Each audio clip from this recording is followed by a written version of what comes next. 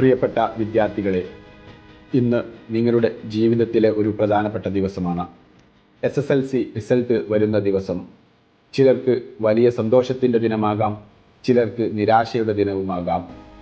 ഈ റിസൾട്ട് നിങ്ങളുടെ ജീവിതത്തിൻ്റെ അവസാന റിസൾട്ടല്ല. ഫുൾ A+ കിട്ടിയവർ എല്ലാം തികഞ്ഞു എന്ന് കരുതണ്ട. ലഭ്യമാകാത്തവർ എല്ലാം അവസാനിച്ചു എന്ന് കരുതുകയും വേണ്ട. ഫുൾ A+ കിട്ടിയവർ എല്ലാത്തിലും പിന്നീട് വിജയിച്ചിട്ടില്ല.